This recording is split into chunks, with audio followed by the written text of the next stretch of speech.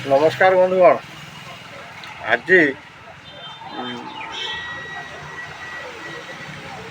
मुझे पाखे गोटे मोर निजस्व कविता रखी। कवितार शीर्षक हूँ समय। एवं कविताटी है समय को जी सम्मान दिए, समय को जी सम्मान दिए, समय ताकू साथ दिए। समय को जी कले करे अवहेला, समय करिवो तार सबु किछि हेला। समय आसीबो, समय कहिबो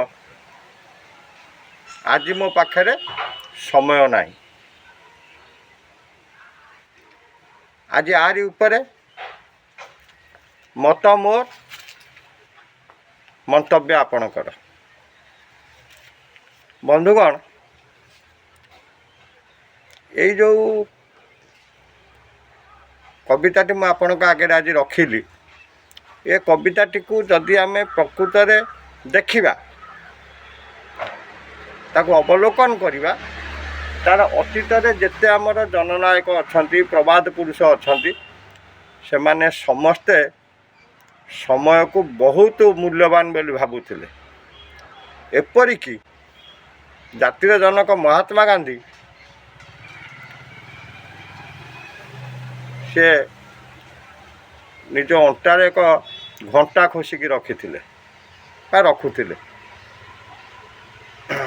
एवं आमे जो स्वाधीनता प्राप्ति हेले, स्वाधीनता प्राप्ति रे अहिंसा जेपरी भावरे गोटे अस्त्र थिला, समानुपातिक भावे समय पाखे मध्य ब्रिटिश सरकार हार मानी थिला। महात्मा गांधी का समय पाखे ब्रिटिश सरकार मध्य हार मानी थिला। एवं समयोपयोगी पदक्षेप जो विजु पट्टनायक आंतर्जातिक स्तर रे निजर पतियारा मध्य रखिथिले, जोइथिपाई इंडोनेशिया ताको भूमिपुत्रर माने उपाधि रे सम्मानित करथिला।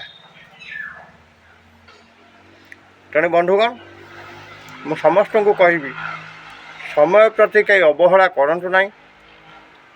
जो समय रे जो कार्य करने कथा सठिक भावे करंतु, देखिबे निश्चित भावे आपणकर सबु समस्या समाधान हो जिवो ठीक समय रे। रहिली, नमस्कार, जय जगन्नाथ, वंदे उत्कल जननी। आशा करी मोर आज मत उपरे आप निश्चित भावे आपणकर सुचिंतिर मतामत देवे। जय जगन्नाथ।